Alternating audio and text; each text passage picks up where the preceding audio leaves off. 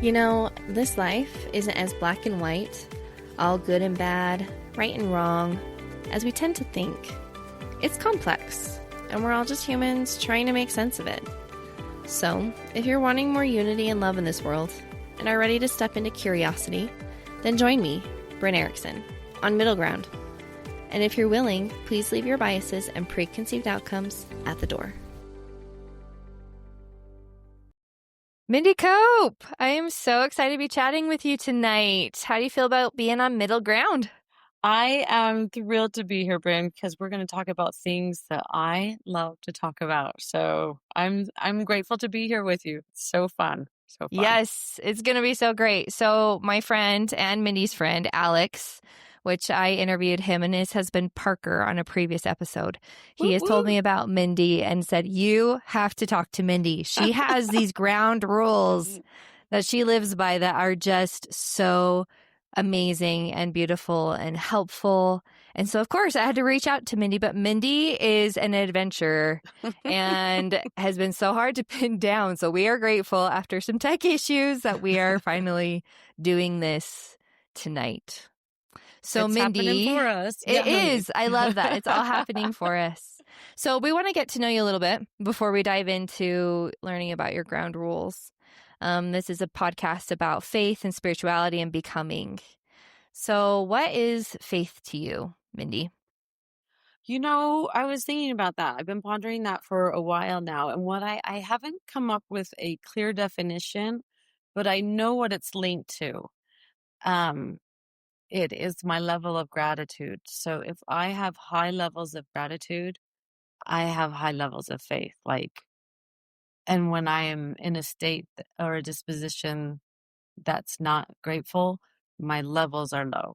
So they're interchangeable. They're linked to each other. I've discovered that recently, that they are absolutely 100%. And I can't exactly say what faith really is, but I know that when I live in that state of gratitude, there's nothing that can stop you.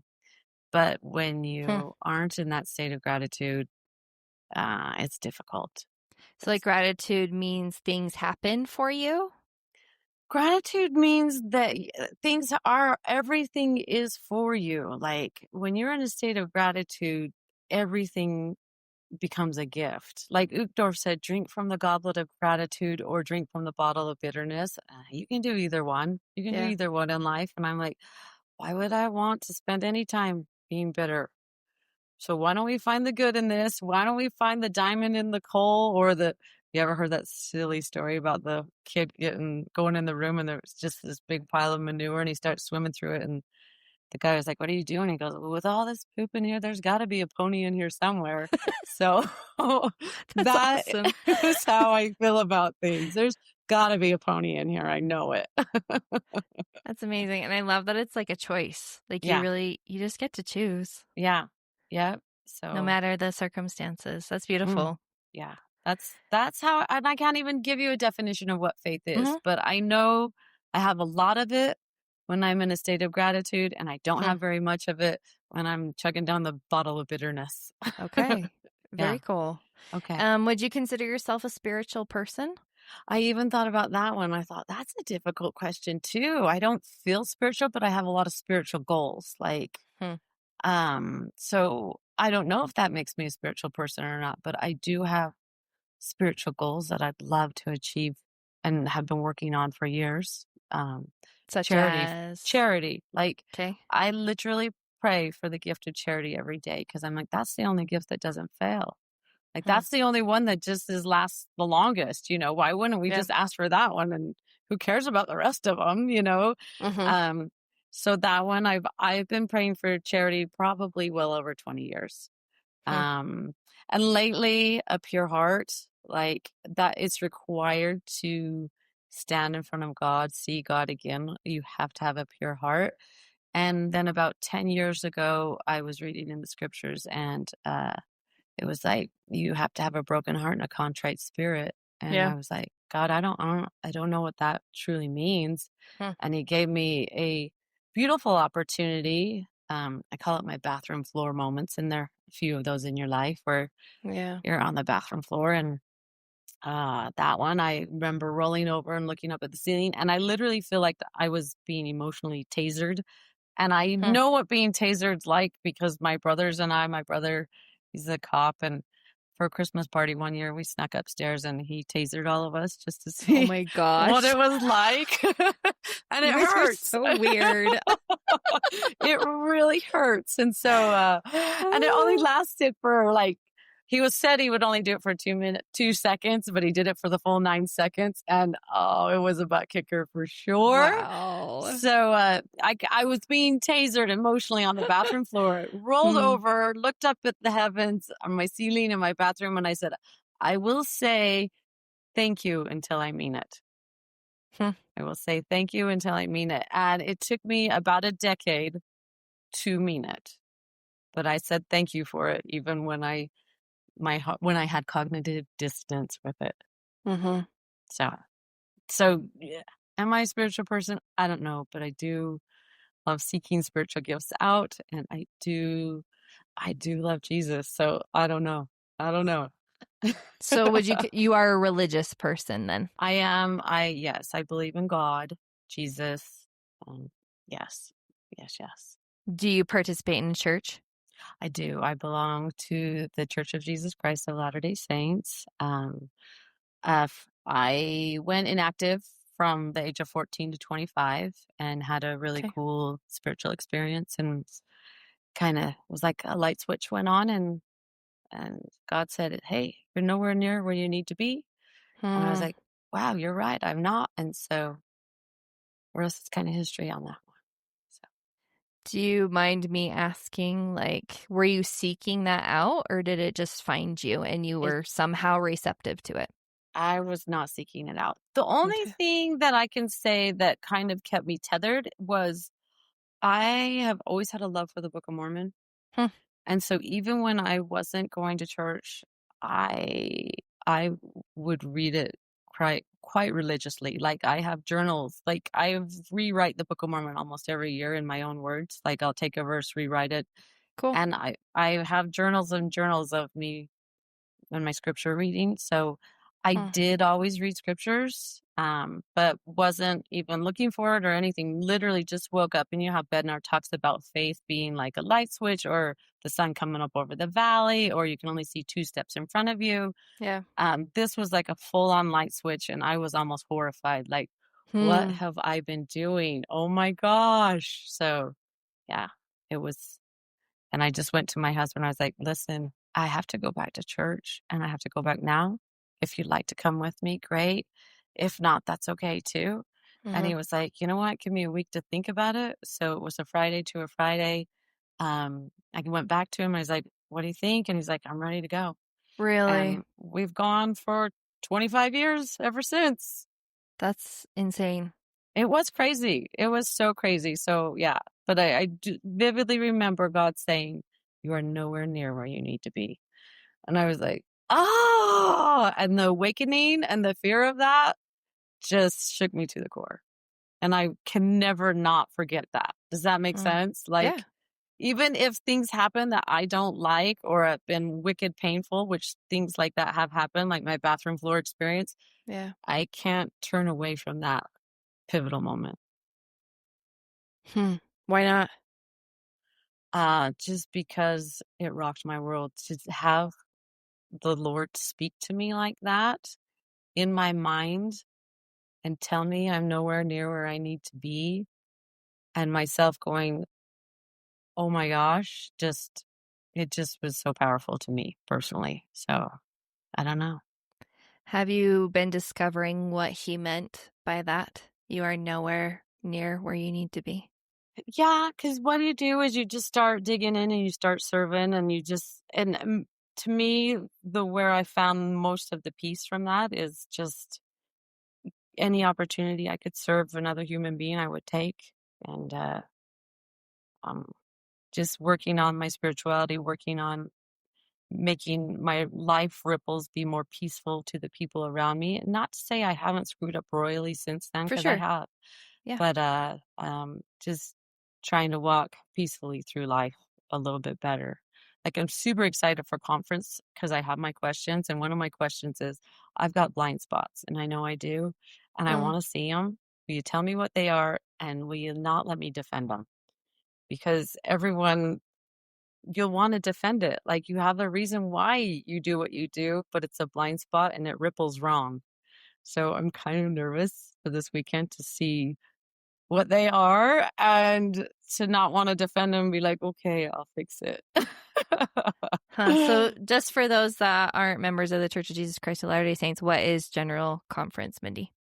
To me, General Conference is an opportunity to go and listen to our spiritual leaders of the church, like the prophet and his apostles and the women that guide the church too. So just the leaders of our church, they all get together and have a powwow kind of for 2 days, and you kind of go away going, "Oh, that was way too much for me." Yeah, it's a I'm total gonna of 8 hours, right? Yes, Over yes. 2 So, days, and it's a broadcast throughout the whole world, yes, and it's pretty cool. Our leaders yeah, prepare talks, and there's music, and anyone can tune in. yeah. It's a spiritual feast. Yeah, Spiritual happens feast. in October, the first weekend of October and April Mm-hmm. every year. Yeah. So it's a good time. Cool. I love that. Your blind spots. Yeah. And I'll let Okay. you know what they are too. Yeah. I mean, you've probably already excited. seen them. Oh, gosh. Yeah, so it's like, but yeah, I'm excited and a little bit scared because I'll be like, oh, I really liked that about me though. You know what I'm saying? Yeah. Yeah. Yeah. So it How might be could this be something that is maybe holding me back? Yeah. Yeah. Yeah. And Hmm. or the ripple effect. You think you're doing good, but it's really harmful to people around you, you know? So curious. I can't wait to see Yes. because they promise you, it's guaranteed you will get the answers to your questions. When you're looking for them, right? Yeah. Yep. So I that'll love be it. that. Thanks. What else has contributed to your life to getting to you to where you are today? Anything else you want to share with us? Probably just family. My Mm, mom's influence, my dad's influence, my parents, just yeah. that. Yeah, just the regular stuff. Your loved ones around you. So, Have you always cherished that relationship even when you had distanced yourself from the church? no, no, Mm, parents were enemies for a long time to me. okay. Yeah. So, no, not till, even church members were. I remember I was kind of embarrassed to say I was a member of the church for a long time. So, yeah. So, no, it's been back and forth. Like, Hmm. yeah, no, not always the good relationships, especially through the teenage years. Yeah. So, yeah. Yeah. But like I said when we were talking earlier, I have been a rule breaker since the day I was born. So, Yeah. but I'm fun. I'm so fun. You are so fun. Yes. Oh, so yeah. Okay. So what guides you as you make decisions? What guides me? It's a Yeah. good question too. I mean, if you're a member of the church, you're gonna say the Spirit for sure, but it takes a minute to be able to hear the Spirit. So you have to learn how to hear it. Okay. Um, I I do have some ground rules I think we'll talk about in a little bit that Hmm. they're huge to my guidance. But I also think that Heavenly Father brought those into my life because I thought, Heavenly Father, if I ever have to share this hard experience that I went through or how I got out of it, what Hmm. what would that look like? How would I share that with people? And this is how they were discovered. And they weren't my ground rules. Like I didn't create them. I just gathered Okay. them from other people. Yeah. And I would think a friend asked me the other day, they were like, well, how do I make my own ground rules? I was like, never thought about that. So I Hmm. encourage people to go out and figure out what their ground rules are, but I'll share the ones I've discovered. And if you want to take them with you, great. And if you don't, you need some different ones, that's great too. So, Awesome. Yeah. Before we head that direction, what is the Spirit to you? what is the Spirit to Yeah, me? how would you teach someone what the Spirit is if they'd never heard of that concept before? Mm. God, I want to give you a really good answer. The Spirit to me, it guides me. Like, and for a long time, I would ignore the spirit and listen to the loudest personality in the room and use them as the guiding light. Does that make Okay. sense? Whether it be my mom or my dad or my husband or whatever authority kind of person there was there. Okay. Okay. And then one day I had my own little, what I call life's like a snow globe. It's often prettier once it's turned upside down. Okay. And I had my little snow globe moment and realized that I had been hushing the cute little inner voice inside of me that has always been there. And Hmm. I've just smushed it for years and years and years. So within the last 10, 15 years is when I've really honed in on it and listened to the inner voice. And it doesn't matter if it conflicts with the loud ones outside of me anymore. It's like, no, I have to live to that integrity in my heart from now on.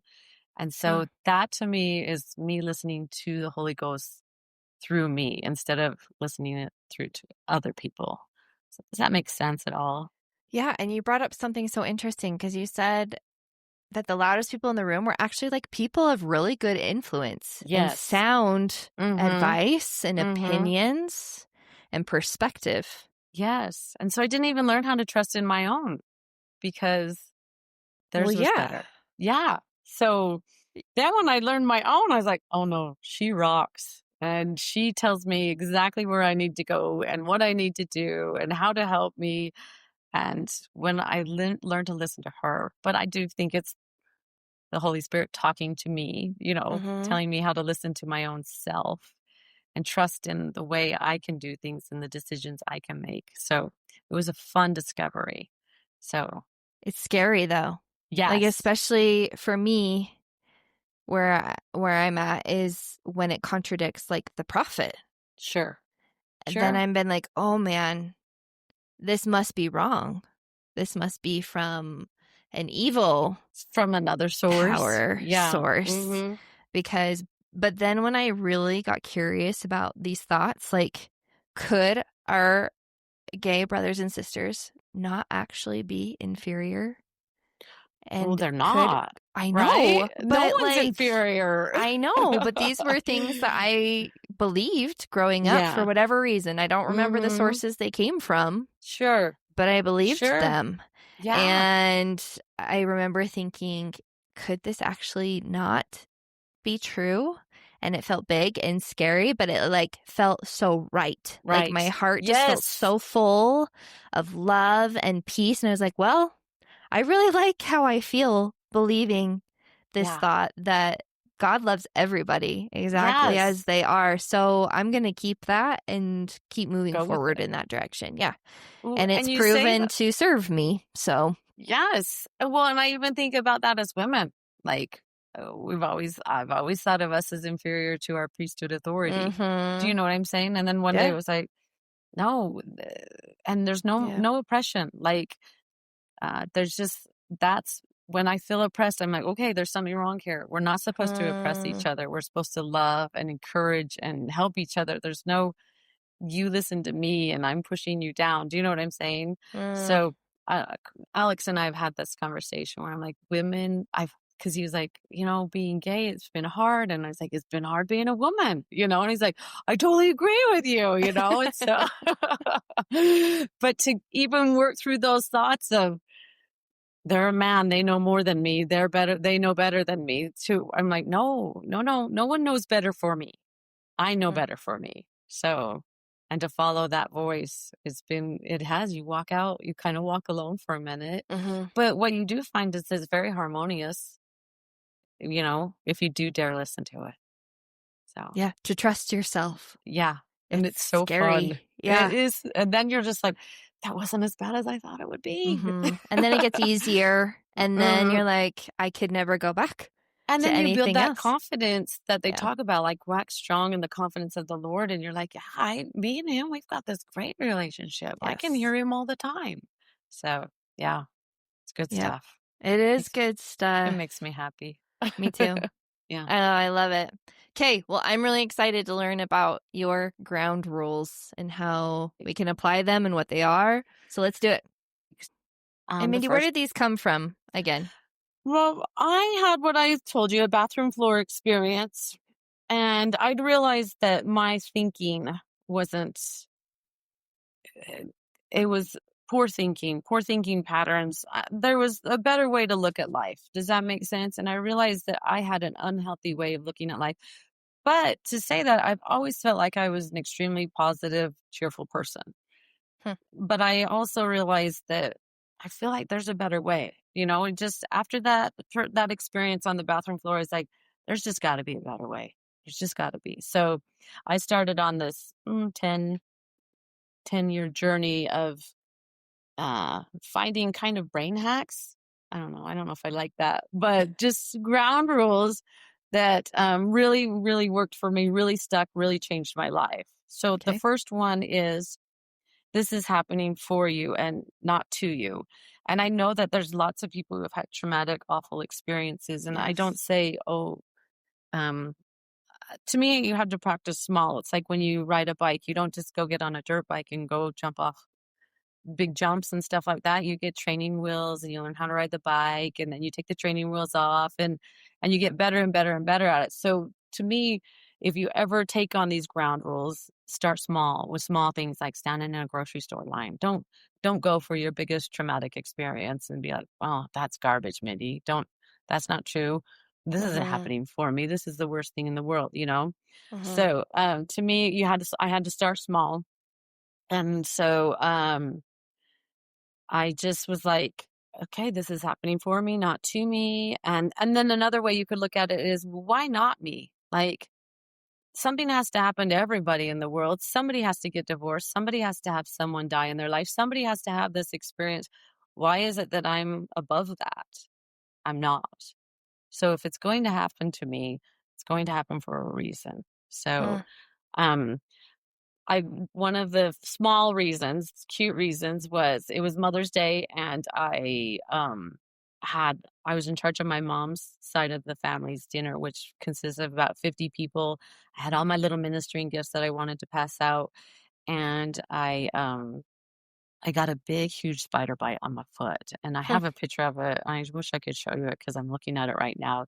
And my foot just blew up and turned purple and black and blue, Oh my gosh. and I couldn't walk on it. And I was like, I have too much to do right now, and I can't walk on this darn thing. And so I was like, okay, let's just practice ground rule number one. This is happening for me. So I was like, well, look at it. It's really pretty. The colors on my foot are pretty. The purple's pretty. Black's pretty. The blue's pretty, and that's cool. And then I made up a poem about spiders and how probably the spider was as equally scared of my big fat foot coming on it, and made this cute poem up. And then I was just sitting there kind of elevating it and trying, and my mood was getting better. And then my husband walked in and he was like, "Whoa, what happened to your foot?" And I was like, I got bit by a spider and I have all these things to do. And I'm one that has a lot of projects going on a lot. Mm-hmm. So, and he hates them. Like, he's like, oh my gosh, not another project, And he looks at me and he's like, I will do those things you need today. Huh. And I just wept because I thought I would have taken 20 spider bites for that loving reaction from him. And it only took one. It only took one spider bite. So just start small like that. Or in the grocery store line, like if it's long, it's like, the person in front of me is probably a friend I need to meet, or the person behind me. Like, start small, where how could this be happening for you? How could this circumstance actually be benefiting your life? So that's ground rule number one. Any thoughts on that? Well, I Okay. like the words of for versus happening for me versus to me. Mm-hmm. Like versus, because a lot of, at least my thought process used to be like, God gives you trials. Mm-hmm. And I don't think he gives them to us, but he allows them to happen. Yeah. And so it's not like you deserve this or you need this, but obviously everything happens and we become who we become by them and through them. But I don't know. I just kind of think that there's more power in, like, I actually can choose how to react in this circumstance. Yes. Then I and love how to you, handle Lindsay. it. Yeah. Yeah. Mm-hmm. And there's a choice in every single scenario. There's always Right. a There is. choice. So it's like, yeah. Um, let's see. Yeah, that one. Yeah. And some of the ground rules, they're a little tricky for people and a little heavy for people. And Mm-hmm. people want to push it because um, it's just maybe doesn't suit them. But that's okay. Because Yeah. for me, this was just merely, Lord, if I ever wanted to share this with someone, what does this look like? So I love it. that was it. So the next one is any negative thought is a lie. It piggybacks on this is happening for you, not to you, because you'll be thinking negatively like, this shouldn't have happened to me. Da, da, da. So I read a book from Carol Tuttle, Remembering Wholeness. Okay. And there were some good pieces in it that I really, really liked. And she said, we are not powerless. We are not inferior. We are not inadequate. We are not all of the thoughts and feelings that make us feel uncomfortable, disappointed, discouraged, worthless, and incapable. And then she talks about how um, she talks to her clients and they would feel, let me see, being choppy right now. The reason they are feeling negative emotions is because they are believing what they are not, and it's very uncomfortable to exist in a lie. The negative emotion is meant to be a warning bell ringing within us, sending us this message. Warning, warning. What you are currently believing and thinking is a lie. Continue to believe it and think it, and you will feel worse and worse and worse. So I use that to know when I need to knit. And maybe one day we'll talk about worksheets, but these are some things that really help me root myself out of any kind of hole or rut that I find myself in. And when I catch myself thinking a lie or a negative thought, it's like an alarm bell. Like I've been out playing on recess and now it's time to go back into school and learn. It's time to go back into this life school that we're a part of and learn something about myself and learn something about the people around me. And so I look forward to it sometimes where I'm like, okay, I'm believing this negative thought. I'm believing this about this person or about me. Let's get a little curious about it. I guess recess is over. So I'm going to come in here and learn a little bit. And then, you get a little break from it and you get to go back out to recess. So I use those negative thoughts as an alarm system. I really liked how she called it that in her book. How do you change those negative thoughts then? The changing comes with the worksheets, which is if you're ready for the ultimate personal responsibility experience, you'll want to do these with me one day. And Cool. they just really show you your part. You don't have, and then they show you where you don't have to take on everybody else's part, like literally where you didn't show up in that situation where you wanted to and how to fix that. But you're never worried about what the others are doing around you. It's how you show up to the circumstance. Your integrity. Yeah. Yeah. So that was the next step in my life was anything negative thought is a lie. And then the third one is my most favorite. And this comes from a woman named Byron Katie. And there are 3 types of business: my business, your business, and God's business. Okay. And I'm going to read you a little quote from her. She says, much of our stress comes from mentally living out of our own business. When you think, you need to get a better job. I want you to be happy. You should be on time. You need to take better care of yourself. I'm in your business. When I'm worried about earthquakes, floods, wars, diseases, corona, when we talk about COVID, or when I will die, I'm in God's business. And if I'm mentally in your business or in God's business, the effect is separation and loneliness. If you are living your life and I'm mentally living your life, who's here living my life? Yes. We are both over there. Being mentally in your business keeps me from being present in my own. And so then I'm sitting here wondering why my life doesn't work. And it's because I'm too worried about being in your life. So, and then the next part to that one, which is my most favorite. And a lot of people struggle with this, especially when they have young kids. So I say to them, you know what? Plug it in where it works for you. I mean, at least try and start it with your peers. Like start it with your peers. Of course, we have to take care of our children. But here's the quote. And I freaking love this one so much. It says, to think that I know what is best for anyone else is to be out of my business. Even in the name of love, it is pure arrogance, and the result is tension, anxiety, and fear. Do I know what's right for me? That is my only business. Let me work with that before I try to solve your problems for you. So I just love that. And I catch myself and I'm like, how am I showing up? Do I have tension, anxiety, or fear? I then realize something's wrong with the situation. If I can't show up in love, because perfect love casts out all fear. Mm-hmm. So I'm like, if I can't show up in love, then I know there's a worksheet out there for me to do. There's an alarm bell going off if I'm showing up in any one of those three moods of tension, anxiety, or fear, which I love. So I'm like, what's right for me in this situation? What do I need to do in this situation? Not what are Mm-hmm. they doing? So that's my Yes. favorite rule is your business, God's business. Because I realized that I functioned in everybody else's business a lot. And I And didn't you have even no realize it. control. You have zero No. control there. Right. So I just, and then that's what I think about like social media is just Mm-hmm. everyone being in each other's business. And I'm like, oh, that's so Yes. messy. I can't even be a part of it.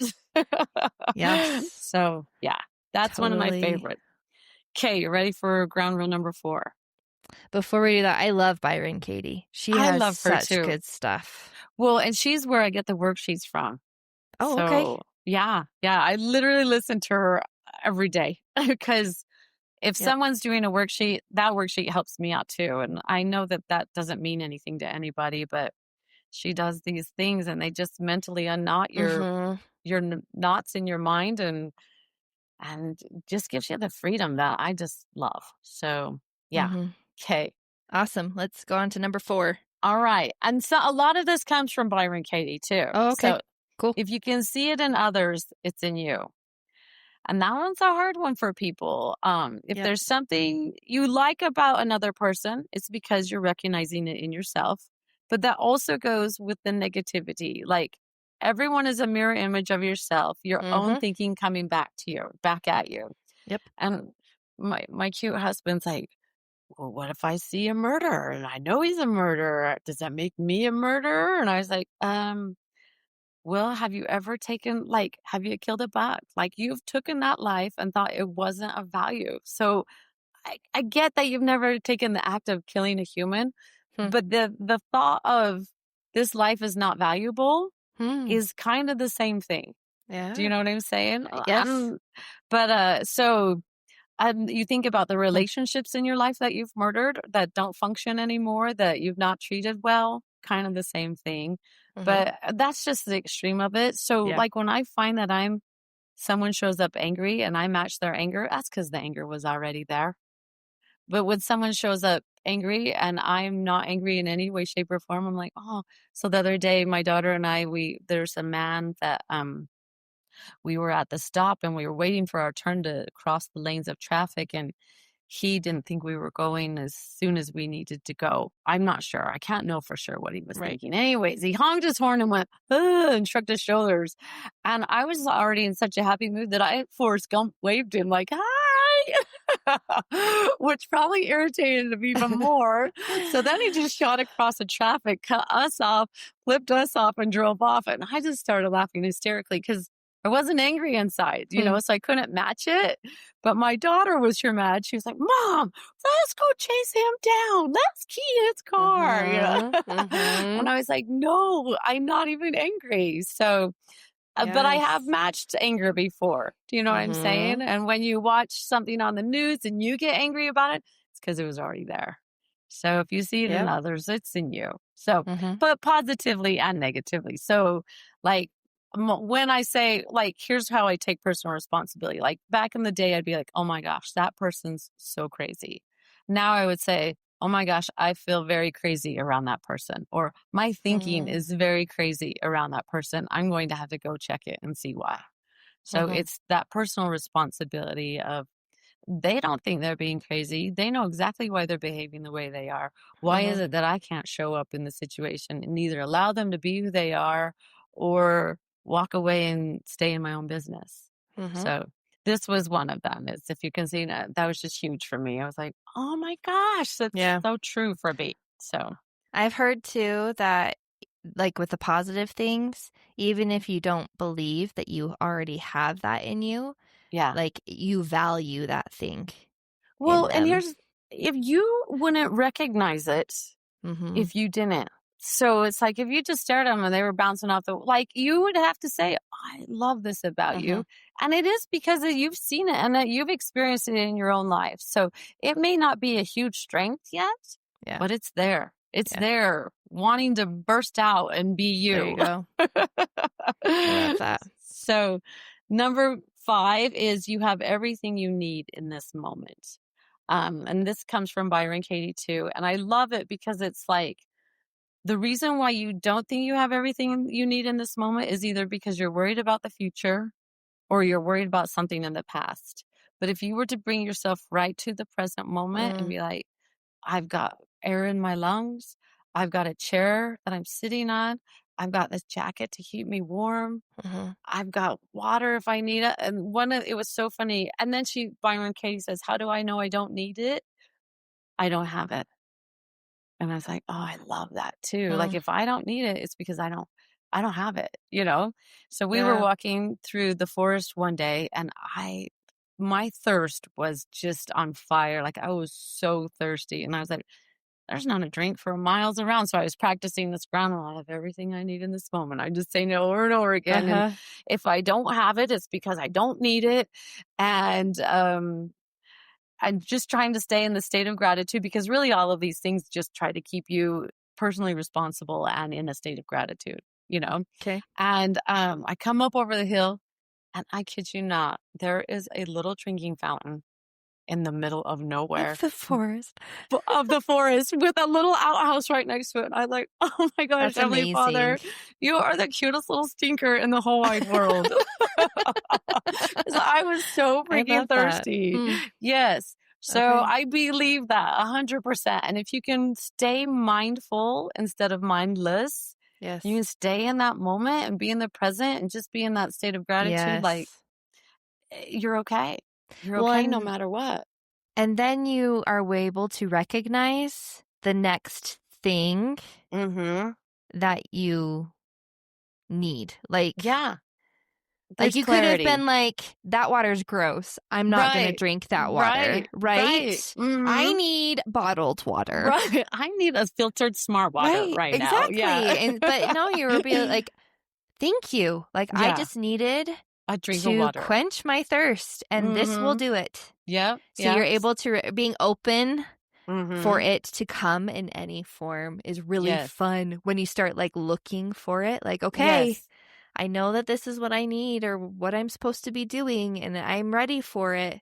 Help me see it and acknowledge it when it comes. And it's made life so much more exciting for me, like problem solving mode all the time. Yeah. And if you just started trusting the process, like, okay, I've put my effort in. I've asked Heavenly Father for, I've done everything on my end. So just wait for it, you know, like, and it comes. And so that I love it. So how do I know I don't need it? What I want, I don't have it. So I was just like, well, I guess I don't need a drink right now, even though my body's telling me it does. Crazy. You know? So just small little things like that. You practice small. So when the big comes, you're ready. I talk about like Dave Ramsey. You know how he talks? Do you know Dave Ramsey? I'm familiar with him. Yeah. Okay. So he talks about getting out. The finance guy. And he's like, get the smallest debt paid for first. And then you can use that for the next one and that for the next one. So then when the big one comes, you almost don't even know it. Like you've paid off your house and you're like, oh, that was so easy. Do you know what I'm saying? Right. That's kind of what these ground rules are for me too. Baby steps, baby steps. And then when the big comes and you've already got all of these in place, you're like, I know how to handle myself. I can do this. I've got all the skills, you know? So yes. There we go. Okay. So the next one, do I have you on pins and needles or what? I love it. Yes. Okay. This one I adore. Like it's hard to really put them in order of value. So the next one is love and loving what is. Have you heard Byron Katie talk about loving what is?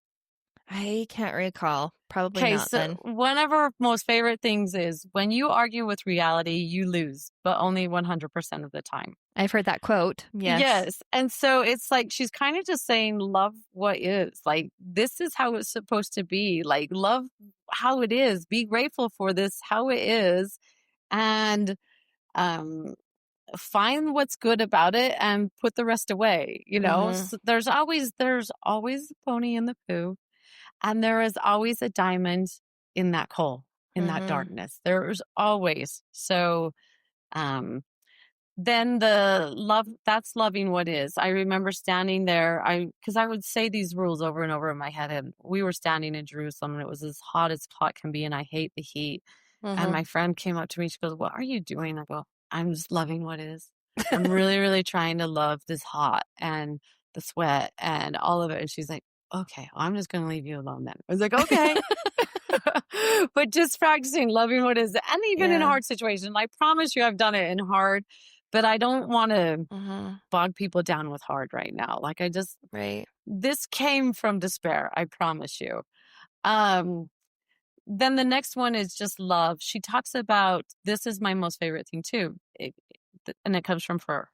"If I had a prayer, it would be this: God, spare me from the desire for love, approval, or appreciation."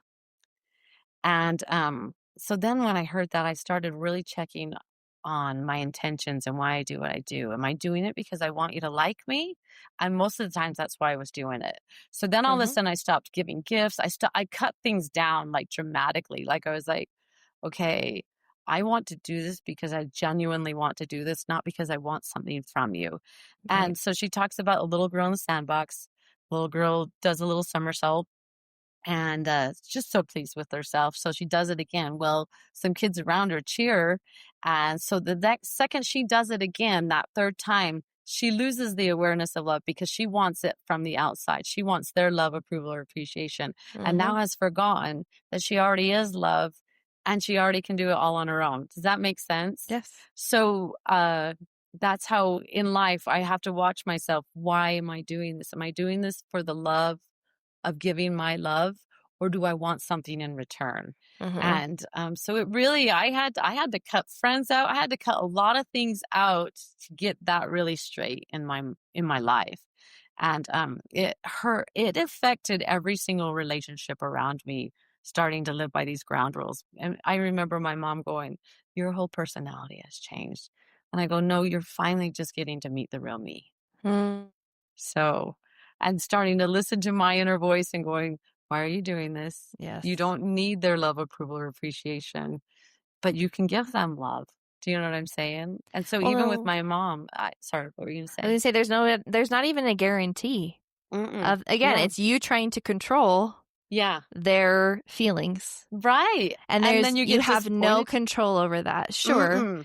There are typical actions that have general outcomes, right? But still, it's like manipulating people. It is, 100%. Yeah. Well, and I was like, my mom was one of the main people in my life that I would just do anything for her because I wanted her love, approval, or appreciation.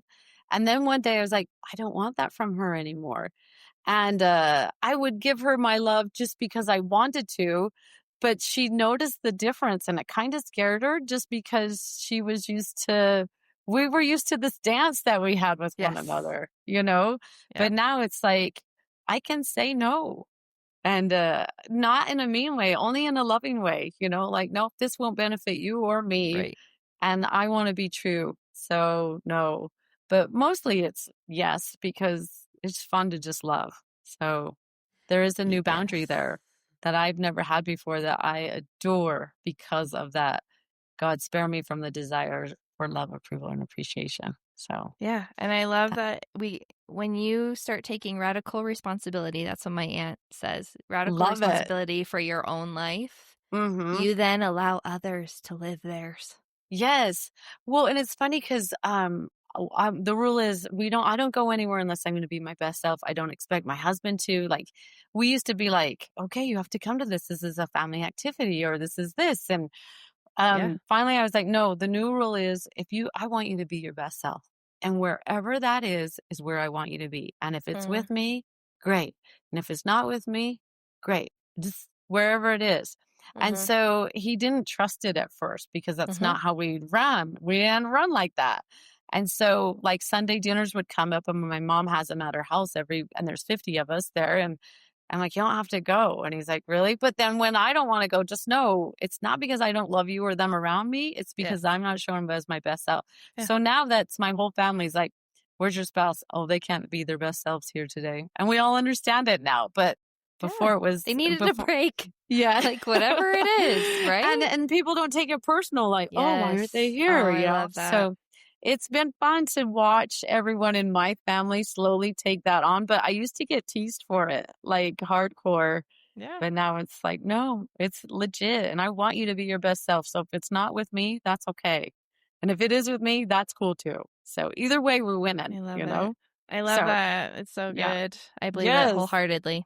Me too. Me too. So that one, okay, let's see. Let's get to the next one. Okay. So the seventh one is take accountability for the way you think, feel, and react, or for in short, don't play the blame game. We what placing the blame or judgment on someone else leaves you powerless to change your experience. Taking responsibility for your beliefs and judgments gives you the power to change them. And I have one fun little story about this. We went to Disneyland. What's the ride that used to be Tower of Terror? And it's the Guardians of the Galaxy now. Guardians of the Galaxy. It was that, but they were still kind of remodeling it. We stood in line for 3 hours, and I'm not kidding. It had been 3 hours because I'm like, I believe it. We stood here for all of church, because remember when church was doing 3 hours? Yeah. And we were up high, and down low there was this spotlight that shined on this bucket of coins. And my daughter and I had 2 quarters in my pocket, and I go, "You want to make a wish?" And she was like, "Yeah, let's make a wish." So we made a wish, and all of a sudden the line moved, like huge move, like 40 people. So it was like, so we moved up and over, and we were right to the front where it was almost our turn to get on the ride. And while we were walking, this elevator opened up, and this cute little Black woman that was a Disneyland employee or team member kind of just comes through the line. And she's like up to my chest. So she's teeny to me, okay? And I was like, oh, I wonder where she's going. And just passed it on, okay? And then I stood there, and the ride is really, really loud. And all of a sudden I could hear this yelling just in the back of my ear, like just in the back of my head almost. And I could see this Disneyland employee yelling at these 3 girls with Mickey ears, kind of where we were standing. And I was like, wonder what she's yelling at. And there's like 40 people away from me. They're kind of far away, and I'm surprised I can hear this. And all of a sudden the Spirit says to me, "Hey, Mindy, she's looking for you." And I was like, in that moment, I was like, okay, I can cower out right now. She'll never find me. I can go face it and see what it is. And I was like, and that's one of those things that I've struggled with, is being a coward in my life. And I say that it sounds harsh, but it's something I don't want to be. Okay. And so I was like, no, go face it. Go see what that's about. So I weaved my way back through the crowd, tapped her on the shoulder, and I said, "Hey, I think you're looking for me." And she goes, "Are you the one who threw the quarters?" And I'm like, yeah, we've been standing in line for 3 hours, and we just want to make a wish. And she goes, "Do you know that you can get thrown out of Disneyland for that?" And I was like, and I had heard this inspirational speakers talk about your mind doesn't know the difference between fear and happiness until you label it. So if you were to just say, "This is exciting," to everything, it would change the circumstance automatically. So I'd been practicing that for years already. So all of a sudden my mind was like, this is exciting. I have never been kicked out of Disneyland before. So I said to her, and I don't even talk like this, I said, "You know what? If you think that serves justice, let's go ahead and do it. Let's go ahead and kick me out." And she was like totally caught off guard with that response. And she goes, "Well, you seem like you're sorry enough. Just don't ever do that again." And I was like, okay, I am so sorry. I hope your day gets better, and she left and I left. And then I went back to my mom. And usually I'm a very confrontational, get into fights with people kind of person. And my mom was like, "What was that?" And I was like, "Mom, I do these worksheets. I have these ground rules. Like, it's changed my life." And she's like, "I really want to do these with you, Mindy." And so, And then I went back and apologized to the 3 little girls that had gotten yelled at. I'm like, I am so sorry that my actions, my ripple hurt you. And please forgive me. And then we would run into people all throughout Disneyland the rest of the day and just kind of chuckle like, you're the girl who almost got kicked out of Disneyland. Like there were like 20 people that we just keep running into all. How funny. So, but I just took accountability for the way I felt in that moment. Like I could have taken on her anger. I could have been like, I could have there could have gone so many other ways, but because I've been practicing these rules, because I enjoy taking on my own personal responsibility, that it was super fun experience to just be like, hey, kick me out of Disneyland. Let's see what that looks like. Cause that's never happened. I would love that. Yeah. But yeah, I attribute it to all of those things. So those are my 7 ground rules. I love it. Yeah. They're good stuff. It is good stuff. Well, and it doesn't end there, but that's where it ends for the ground rules. Does that make sense? Yeah. There's like so much more, but you just got the surface. Okay, cool. Are you a coach by any means?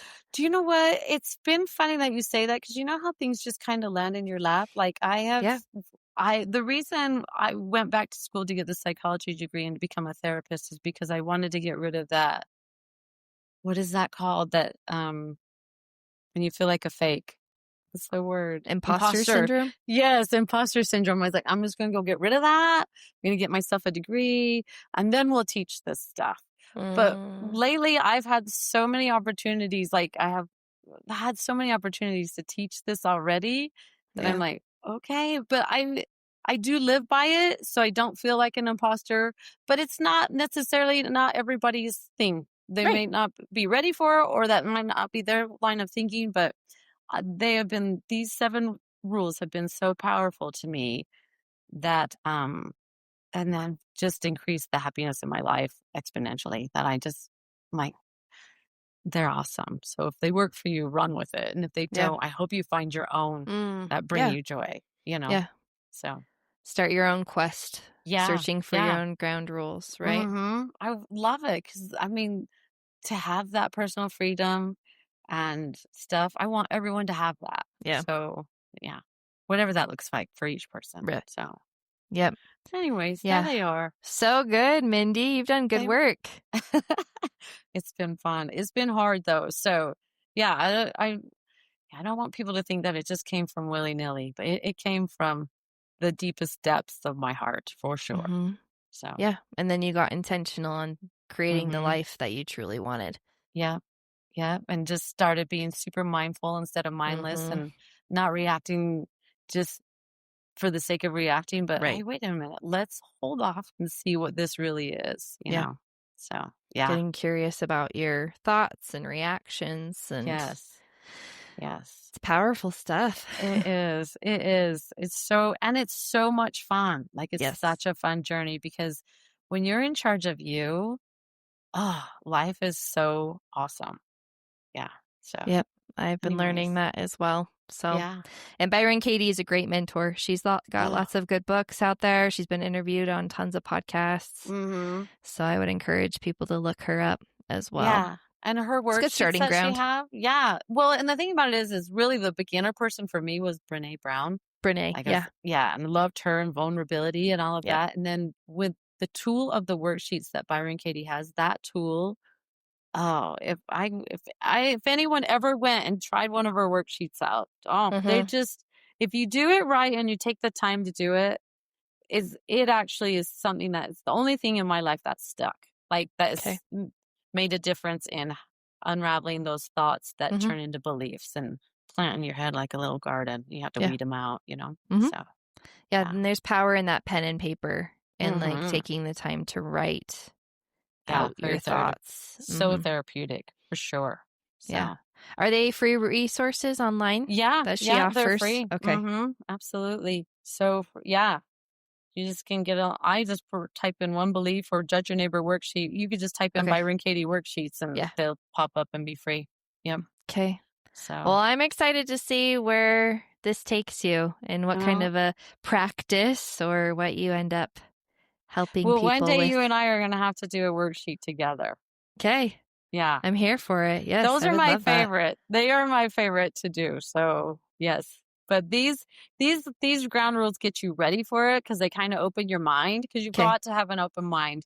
And the worksheets even taught me, like, you know how Jesus Christ talks about turning the other cheek. I've never ever understood that completely until these worksheets. And then I'm like, oh, this is turning the other cheek in a way that you can actually do it. And it makes sense and is very clear. So it's exciting. Cool. The best. Well, thanks so much, Mindy, for your time and your wisdom, and I really appreciate it. Well, thanks for inviting me and letting me verbally throw up on you all my favorite stuff. I took it with grace. I loved it. Thank you, sweetheart. Okay, see ya. Bye, hun.